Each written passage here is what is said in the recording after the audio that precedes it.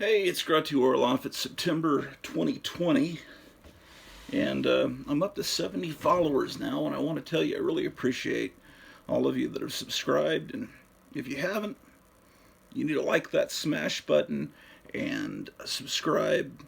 Um, what I'm doing with YouTube is creating a diary, a video diary, um, showing off things that I love. I'm letting you come in to my world and I'm showing off things that I love that I've collected out of love. I didn't buy anything out of speculation or thinking this will be worth something someday. I bought things that I love. The artwork in the comics I loved, the writing I loved. Basically, I was born in the mid 60s, and 1969, I think my first comic book that I acquired was called Cuckoo. I'm sorry, Choo Choo Charlie, and it was a little kid that had his a train. I loved trains at the time because my oldest brother, who's 10 years, he's passed away, but who was 10 years older than me, collected trains, and so I loved trains, and I loved seeing. He would read Model Railroader magazine. I loved looking at that. And my older brothers were both born in the 50s. They were 10 years, both 10 years older than me. I came along 10 years later, kind of like an accident, I think. In fact, I know I was, but it's all right. But anyway, my two older brothers, my father was in the army, and they had an actual footlocker of my father's, and it was stacked with comic books. I remember seeing some of those comics. I mean, they were mainly They only collected DC, pretty much. They didn't like Marvel. They didn't like the art, which just means that they never were able to adjust to Kirby art. I imagine. I don't know. They read the war stuff. They read, Justice League, Superman. I know my brother, my second oldest brother, is still alive. Told me, I had the full set of Dial H for Hero, which was actually published in House of Mystery.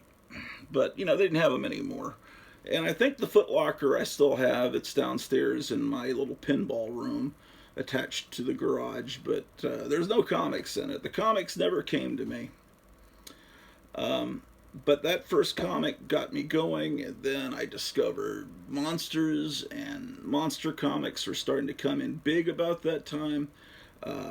In the early 50s, comics got really gory and out there, and a lot of true crime stories and horror and monster stuff, and therefore parents and teachers got upset, and women's magazines like Ladies Home Journal started to write articles about how terrible these comics were, and this really important psychologist at this time, who was pretty famous at the time, kind of like Dr. Fauci. Everybody knows who he is. This guy named Dr. Wortham, Frederick Wortham, wrote a book called Seduction of the Innocent. He also wrote another one called Parade of Pleasure.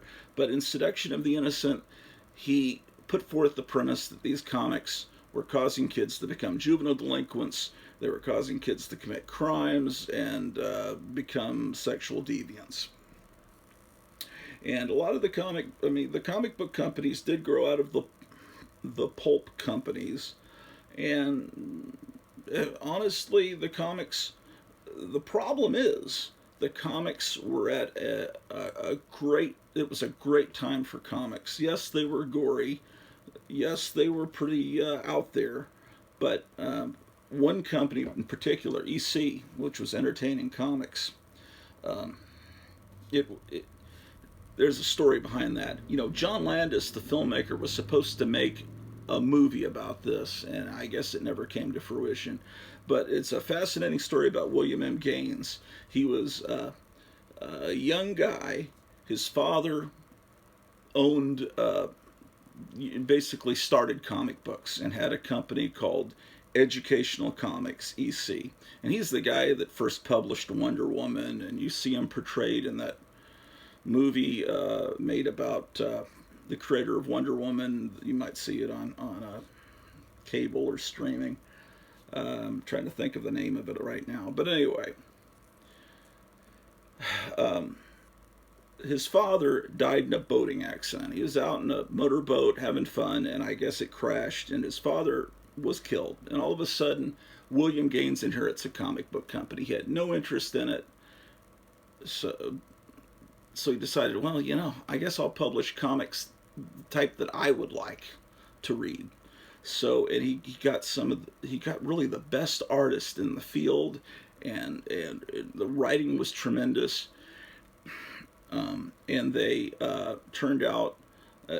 Changed the name from Educational Comics to Entertaining Comics, and he put out comics like Tales from the Crypt and Vault of Horror, and fantastic science fiction comics, and very realistic war stories, and they were just great. And it was like the high watermark of the comic history. But anyway, they were one of the main targets of this anti-comic book furor. And anyway, in this book, Seduction of the Innocent, he has examples. He prints panels from comics that show how horrible they are. And one thing, some of the comic publishers really threatened, and they started to be congressional investigations into comic books. Anyway, people started burning comic books in big bonfires, and the comic book company was forced to change, and they started a self-regulatory censorship board. And this board, that's why when you grew up, some of you, depending on how old you are, there was a little seal in the upper right-hand corner of a comic book cover that said approved by the Comics Code Authority. And that meant that there's nothing too horrible in it, like those horrible comics from the late 40s, early 50s. Anyway, William Gaines was almost run out of business. He stopped publishing his horror comics and everything, because, they said you can't have the title terror or horror and the title of a comic. And one of his biggest sellers is Vault of Horror. It was really targeted at him. And you can't have mummies, you can't have vampires, you can't have werewolves, you can't have the living dead. There are all these, the bad guys can never win. These were the rules. The rules were relaxed right in the early 70s, right as I was, at a really young age. So all of a sudden there was an explosion of monster comics. And Marvel and DC started reprinting a lot of their pre-code horror comics. Well, Marvel did. DC was actually doing new horror comics in House of Mystery and House of Secrets and Unexpected that kind of echoed the EC. They weren't as extreme. But there was a lot of horror, and I love monsters, and I really got into it. And then by the time third grade came around, I discovered Marvel through the Fantastic Four, and I love comics ever since. Late 70s, it was an exciting time. There were going to be Marvel TV shows. There was going to be a Spider-Man live action show, and then I saw it, and it was so disappointing. It was really nothing like the comic. The Japanese licensed Spider-Man, and they made their own Spider-Man show the same time period that's insanely it really isn't much like the comic, but it has monsters and villains and giant robots, and at least they tried to do something that wasn't so boring. Anyway, it was disappointing. And then Marvel started to make to license toys and make comics based on the Transformers and the Micronauts. But that was actually a good comic. And they licensed Godzilla, and I was looking at Comic Crypt of Castle Hill's video earlier this morning, and I bought the Godzilla comics, but he seemed like how does he really fit into the Marvel universe? And Godzilla's head just never looked right. Didn't look like the guy I saw in the movies. And I started to realize, well, what are they doing? It's like they're... Oh, and the Fantastic Four was going to be on Saturday morning, but there was no Human Torch. And the rumor was that they were afraid kids would set themselves on fire if they saw the Human Torch.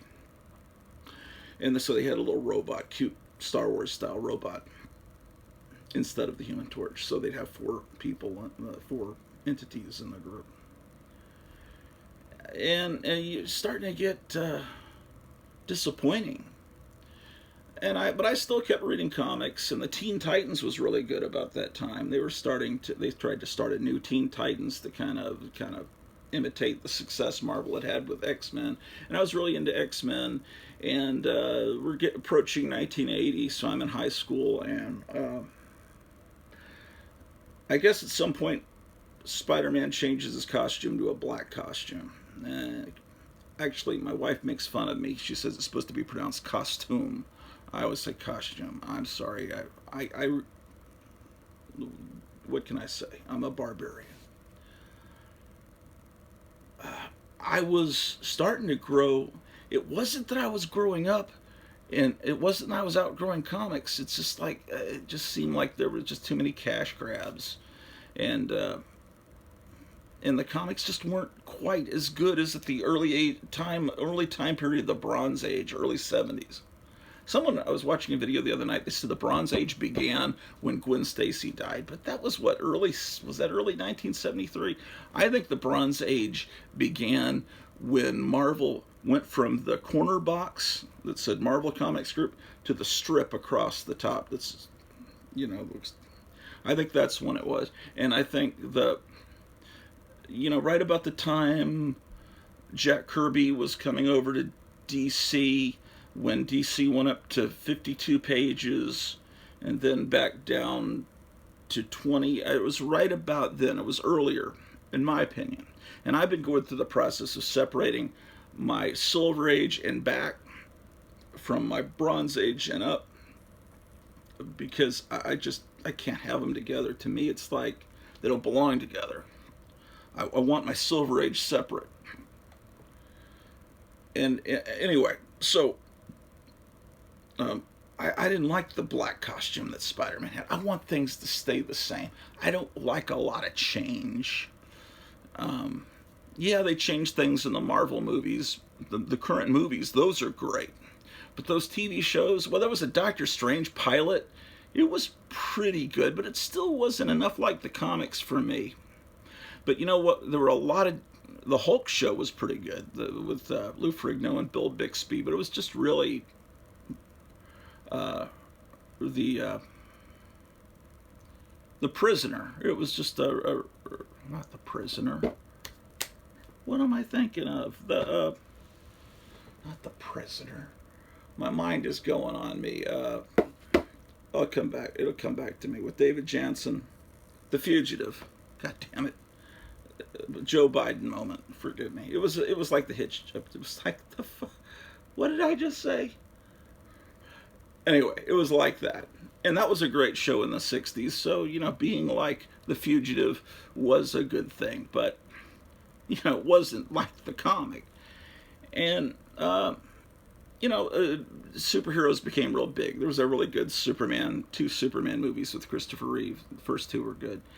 And so local TV station Channel 39 started playing these Marvel superhero cartoons from 1966. I love those. I love the Fantastic Four from 1967, the Hanna-Barbera cartoon.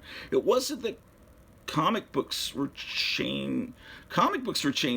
I wasn't changing. I still love comic books, but I started to grow disenchanted. In the mid-'80s, Secret Wars came out, and it just, this is a toy line. They want all their superheroes together so they can sell them all. They all are intertwined into a toy line, and this promotes the toy line. And right about that time, I was in college, and there was, I met a bunch of guys that we were hanging out with, and we kind of formed this club. This one friend of mine was making movies. We were helping him with it, and we were... other friends were musicians, and we were doing all this. I started to discover collecting movie posters, and I've always collected monster stuff and records. And I still collected comics, and I still went to comic stores. I didn't buy new comics as much. I just got disenchanted with them. And but when I'd go to a comic store, I'd be looking for old Doom Patrols and old Fantastic Fours from the 60s. So I got disenchanted with the world of today in the 1980s and went back to the past. And the world of today's comics, the late 80s and then early 90s, I remember they started printing comics in these huge amounts, like they just seemed like they printed billions of each issue because all these people were coming in from outside the collecting world, and they're buying up millions of just, I'm going to buy 30 copies of this issue because I'm going to put my son to college with it. And then Home Shopping Network was showing, here's all these great comics you can buy from all these new companies that were starting up. And I didn't like the artwork a lot of times, and I didn't, they started to have just full page panels on just about every page. You could flip through it and read the comic in 30 seconds. When I was a kid, if something warranted a full page panel, it was like Galactus being seen for the first time, or something monumental happened. You know, towards the end of Fantastic Four, Jack Kirby's Fantastic Four run, he started doing a lot of big panels because he was losing interest and he wanted to get the artwork done faster. That's what I think. But in the mid-'60s, you didn't have big panels unless it was something huge. And now just because someone gets punched, it was a full-page panel.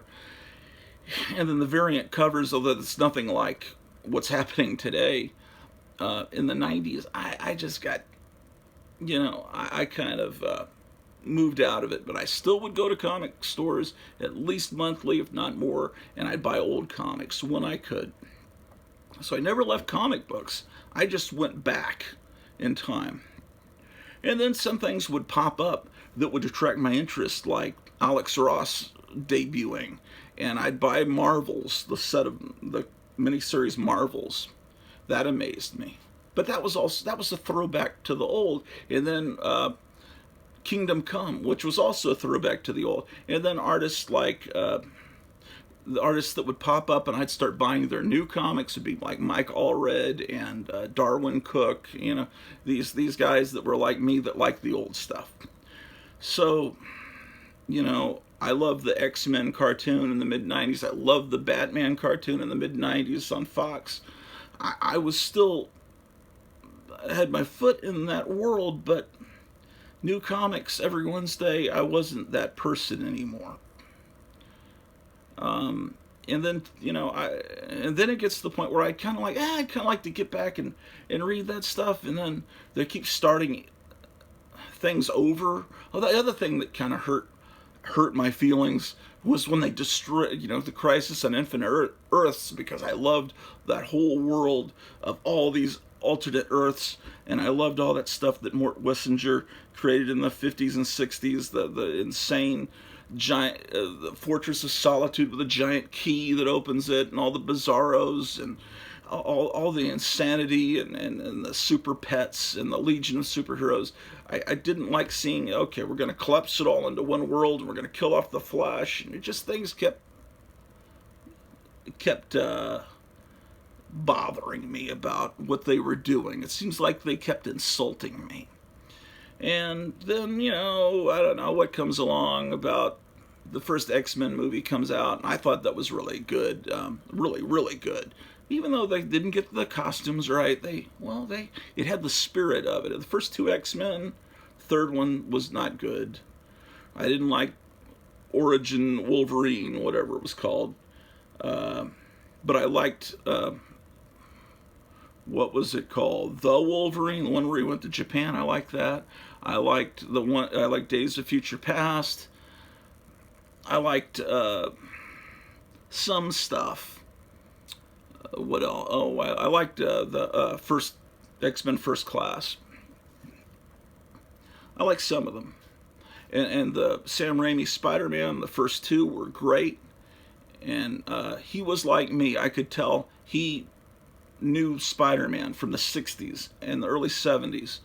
And when he was forced to move into that world past where he read and he collected, he had no interest, and it showed, when he was forced to put Venom into Spider-Man 3, because that's what happened. I bowed out when Spider-Man's costume changed, and then so I missed out on the birth of Venom and those early issues and Carnage. I saw it in those Fox cartoons, that was a good Spider-Man cartoon in the 90s. But I was never, I don't know Venom. So this Venom movie comes out, I don't really have that much interest in it. It's not something I have an investment in because it's not something I grew up with. that's just, and I think that's why I have 70 subscribers, although that's pretty good. I really worked hard to get these 70 subscribers, but I'm not talking about buying comics on speculation, and I'm not talking about all this, this comic, I'm going to send it off to be slabbed and graded. A book, this is me being old-fashioned, is meant to be read, it's meant to be opened. I don't like sealing it up forever. I can see why you would seal a bubblegum card or a baseball card. You can still see the front and back. But when you seal a comic book or a book, you can never open it again. You can never smell it again. But that's for people that are in it as investors. I'm not in it for investing. I'm in it because I love these comics. And one of the things but I get off in these other tangents.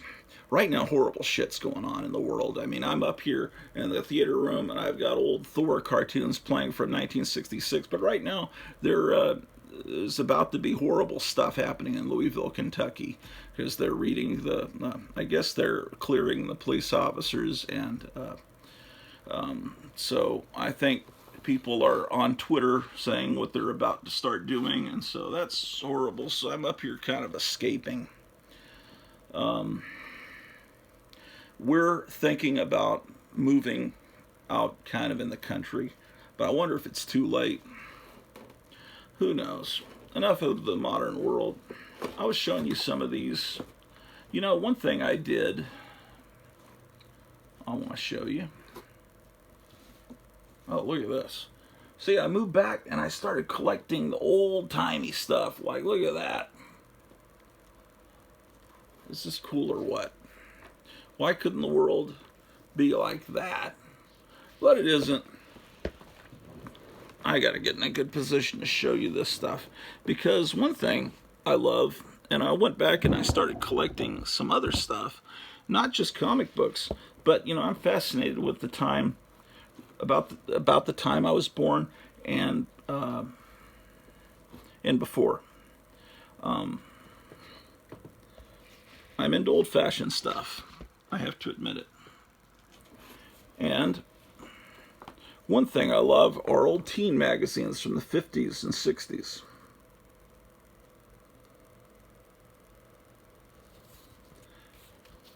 Swinged stereo.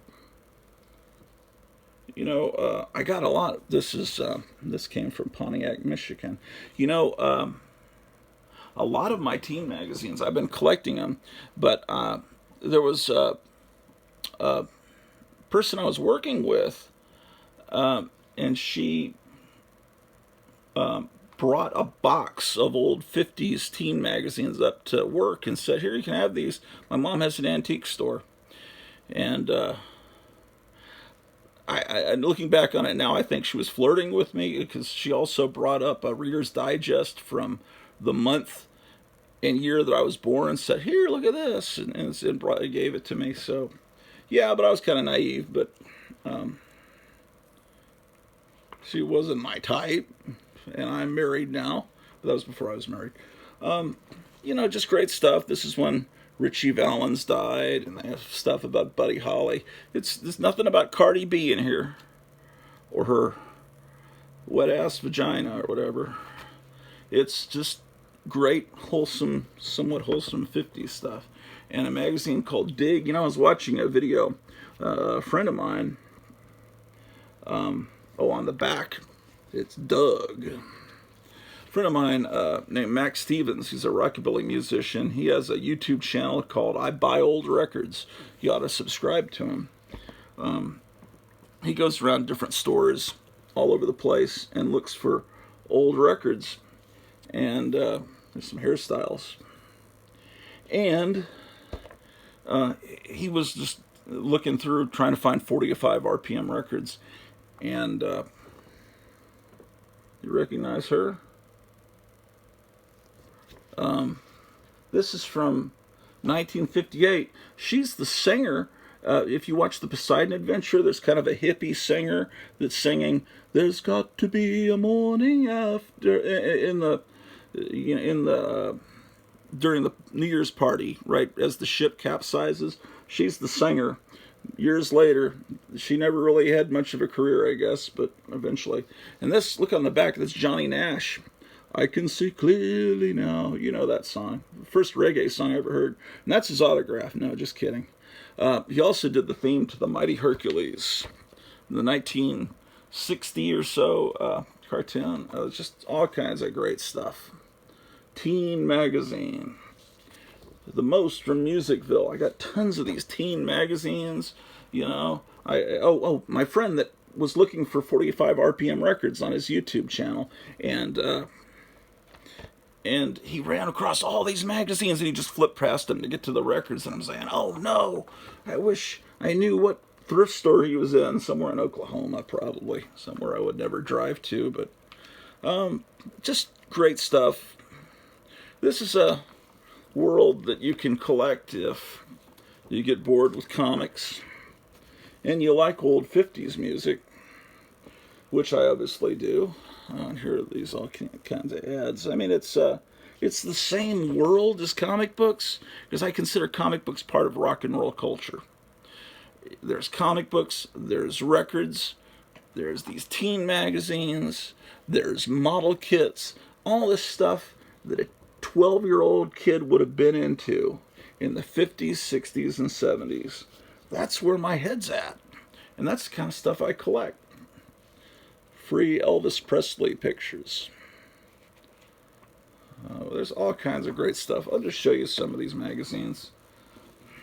A little bit more wholesome than the Men's Adventure magazines I was showing you the other day. I really enjoy these videos that I watch that you guys put up on YouTube. This one has some water damage.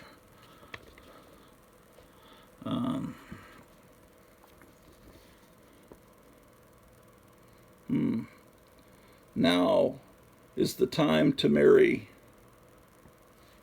and create Princess Leia. That's Princess Leia's mom. I guess you know that. Okay, so I collect 60s too. Yes. Oh, and I love the Beach Boys, Brian Wilson era Beach Boys, that is. My wife doesn't like them. Anytime I meet someone that grew up in California, they tend to not like the Beach Boys. I guess they got inundated with it a little too much. But I like the Beach Boys. That was something. When I was living in San Antonio and I was discovering comic books, Sonny and Cher in the back, I was also starting to discover the music of the 50s and 60s.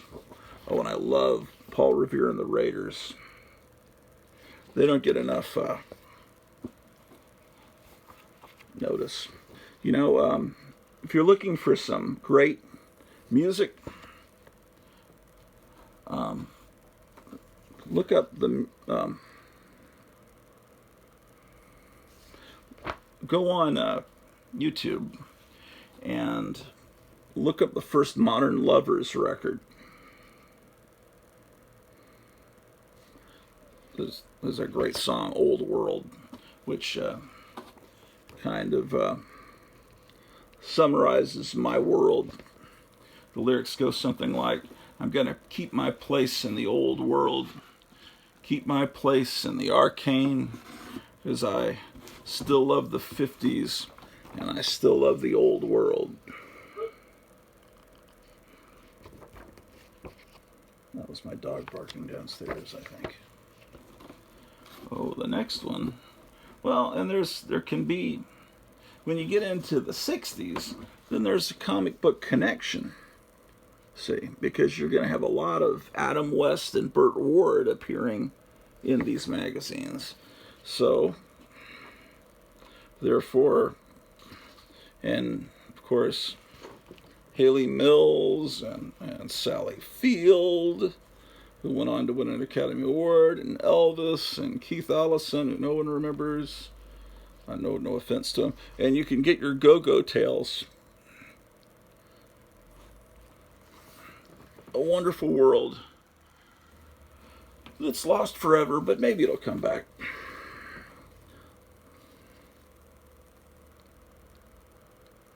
Wow. Your own Batman and Robin scrapbook.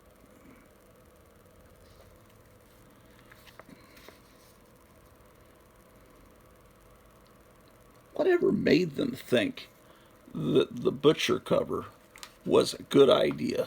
You ever think about that? I mean, they put out of their freaking minds.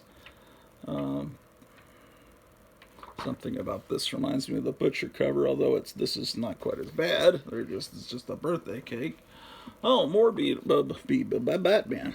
You know, the 60s, there were 3 Bs that were popular: the Beatles, Bond, and Batman.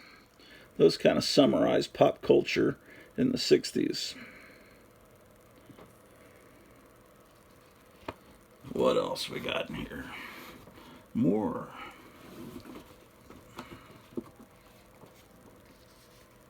Teen scrapbook.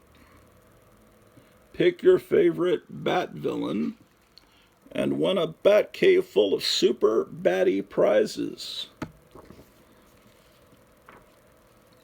So how could you resist that? David McCallum, the Royalettes. Oh, look. There's a sensational dog that forecasts the weather. Can you see that there?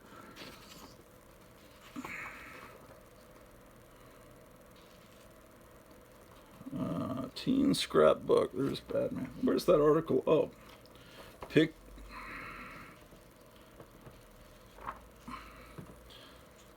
Two-page spread. Pick your favorite Bat villain. Attention all you hip Batman fans. Here's your chance to come to the rescue of the Caped Crusader. Yeah. Lots of cool stuff awaits you. Yeah, look up the Modern Lovers music. Also look up the music of Pete Drake. Who else would I recommend? I'll give you some recommendations. I'll give you some homework from time to time, stuff to look up. You know 16 Magazine, they may even still publish it, but you've probably never seen an issue from this era.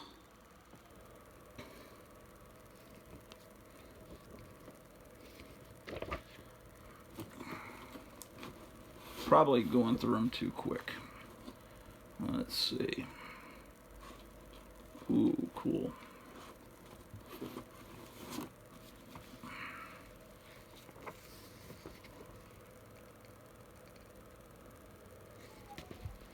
Okay, this is the way most of you remember 16 Magazine, where they had the little cartoon drawings and the heads would appear.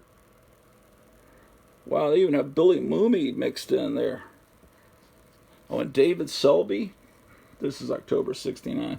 He was Quentin Collins, the werewolf, on Dark Shadows. And of course, Bobby Sherman. Moving dangerously close to the 70s here. Ah, look at that. There he is. Barnabas Collins. Jonathan Frid.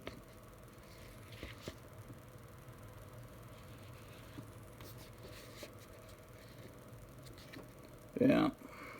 I remember this stuff on the newsstand when I was a kid. Oh, more Barnabas Collins. Look at that. He's mixed right in with...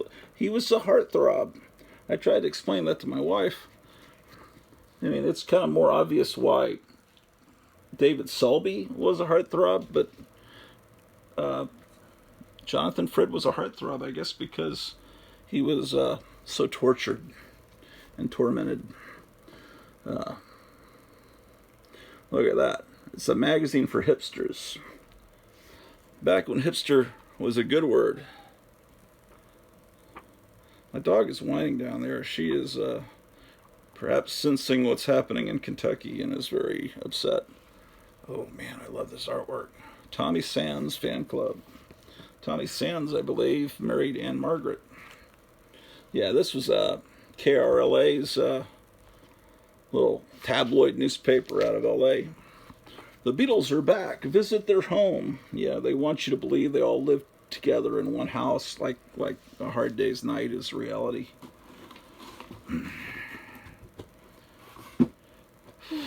Okay. Let me make a few switches.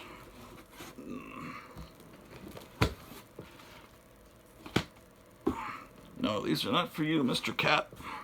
Putting some books down. I gotta put some back to move more out, or we're gonna have a book slide. And there's nothing worse than a book slide. So, what are the best parts of the country to live? Maybe you guys could give me some advice down below. Looking for places that are, there's very few tornadoes, no earthquakes, or very few, no hurricanes, where the weather is somewhat nice. We've been kind of looking at Virginia and West Virginia places. Oh, I may have shown you this before. RPM Records. It's one of those distractions in the 80s that my money started to funnel towards them. It's a store in Dallas that is, well, it's not, I don't know, he retired, but that's where you would go to get amazing records, and then CDs came along, get all your CDs there. He got really big into Laserdisc, like really big into Laserdisc there for a while when they were out. But yeah, that was a place that had the cool records, you know. That was a place you could get all the good Cramp stuff and all the bands that I was into in that era. But then all those bands, those punk rock bands, were trying to be like the stuff from the 50s and 60s that I like. So the new bands that I listen to sound like the old bands, you know. Last time I really got into new bands that were, you know, popular was many years ago. You know, when the White Stripes were out, I went to see them in concert over in Grand Prairie. That was a great show. And about the same time, the Donnas, I like them. But looks like someone put a mustache on her at one time. Not in the best condition, but it's still fun to, you know, look at the ads and everything. I'll do another video where I've got the camera turned around the other way and I can zoom into close-ups on these ads because these are just too good. Pat Boone. Everyone loves Pat Boone. People like to make fun of him. Well, he is pretty boring. This book belongs to Sue.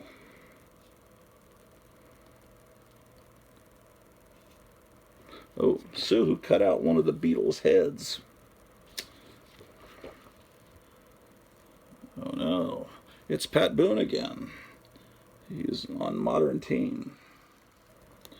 Board the banana boat in these clothes. Yeah, you could get those clothes and you could wear them to school. Or were they selling shoes? I couldn't. No, they're not. I didn't have any shoes. Anne Margaret. Are you a teenage monster? Okay. This book has water damage. Bad water damage. Eesh.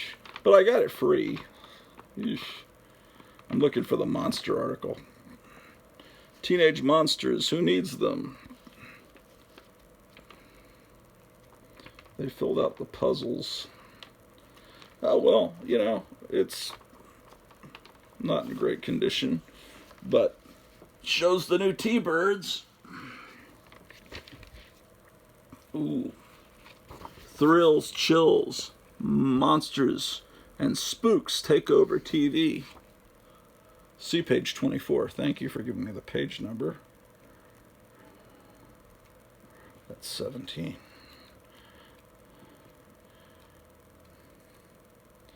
Oh, yes. Addams Family, Monsters, Bewitched. Yeah, if you forget that Bewitched, technically that's a monster show. Because she's a Satan worshiper, right?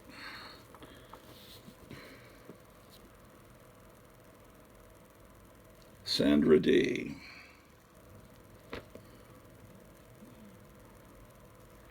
Bobby Rydell. Tuesday Weld.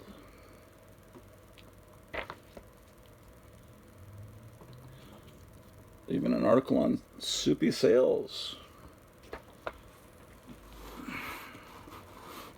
What else can we find? So, I'll put some back. So anyway, I've been enjoying making these YouTube videos.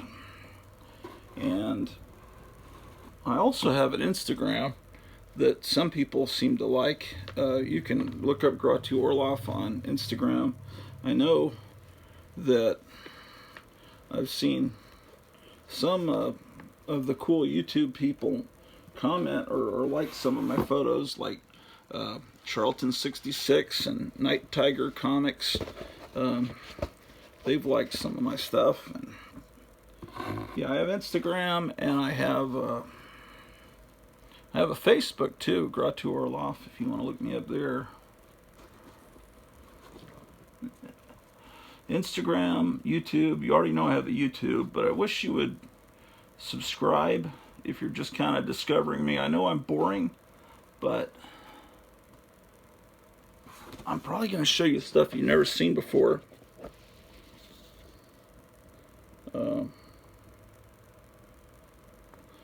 Is that? I thought it was Sean Connery for a second. I don't think it is. Who is this? April 58. Lily Gentle. I do not know who Lily Gentle is. I'll have to look her up on the Wikipedia. If I'm not watching a bunch of riot footage when I get downstairs, I'm probably going to get downstairs and see a bunch of cities in flame. Look what Alvin the Chipmunk looked like before the Saturday morning cartoon people decided how he should look. And he got his definitive look that we know today. Sandra D on the back promoting Luster Cream. Fabian says, I'm here to stay. Well, unfortunately, he's not still around. Halo. Halo, everybody. Halo. Halo is the shampoo that glorifies your hair. You don't want to hear me singing. Whoa, this one doesn't have a cover. That's okay. Well, it's not okay, but I say it's okay because I don't want to say a curse word. You know, my wife, well, she kind of is my wife. My wife would love some of the makeup ads, and I never thought of that because I haven't really thought of pulling these magazines out since I got married, but she is into vintage makeup, so I need to let her have an idea. See some of these makeup ads. And I figure if something ever happens to me, like if I'm driving home and a UFO crashes into my car, and she needs some extra money, she can watch these YouTube videos and see what stuff in my collection is and what might be valuable, and then maybe she can unload it on all you guys. But I'm not ever selling it while I'm alive because I'm a hoarder and I'm mentally insane. But I didn't buy this stuff to resell. I never did. I bought stuff because I loved it. And sometimes I accidentally buy things like 2-3 copies of something because I forget I own it, because I'm kind of like Joe Biden sometimes, although not a corrupt criminal. And and then I don't sell those duplicates. I don't know, because I'm insane, mentally gone, daddy, gone. Okay. Another thing I collect is old radio air checks, where you can actually listen to old radio broadcast the music and the commercials, and kind of like, we already saw this one. God damn it, motherfucker. Excuse my Cardi B language. It's amazing. Jim Morrison was arrested in Florida and hauled off stage for saying the F word. And now it's just, you hear it, 40 times in an international #1 pop hit song. Teen. Ooh, look at this on the back. Oh my gosh. Can you imagine? Starting to get into the mod, cool 60s era here. Who is that? XAN, Zan, of the top 40. Don't know who that is. Must have been some, I don't know, another planet. Maybe someone that the Scientologists worship. Oh, is that?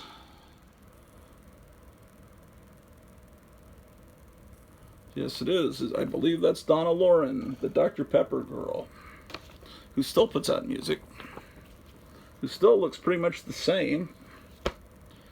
You can befriend her on Facebook. Teen. Yeah, some of these have water damage. They must have thought they all had water damage. That's probably why they gave them to me. But they didn't. And then I got a whole bunch more on eBay. It caused me to get into a whole new... after she gave me this box, I started to collect more and get the Batman stuff. It just... You know, I could spend hours going through these and showing you the insides. I mean, everything's great about them. You just dive back into another world.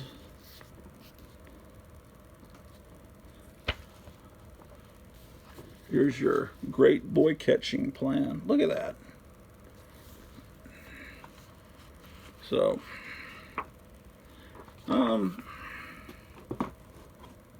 yeah, the world is pretty horrible right now. And to me, if you really pay attention to what's going on, it's pretty obvious what's really happening, I think, and who you need to vote for.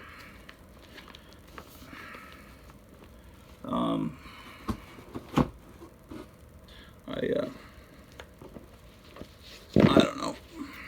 You don't want to hear my opinion. Or maybe you do. But I'm not going to change any of your minds. But this is an important election to vote in. And so I got to do some moving around here. Tomorrow an ADT man needs to come to upgrade our security system to 5G. And so I've got to clear out a whole bunch of boxes out of that closet behind me so that he or she can get in there to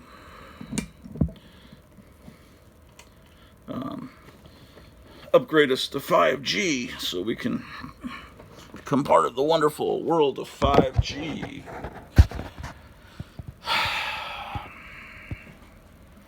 So I think I'll shut down. I think the next video I do, I'll see, you know, people question my shaky camera work. They don't realize I'm walking a little path that's hard to walk in. There's stuff everywhere. I'm trying to avoid stepping on things while talking to a camera, and then I therefore become shaky.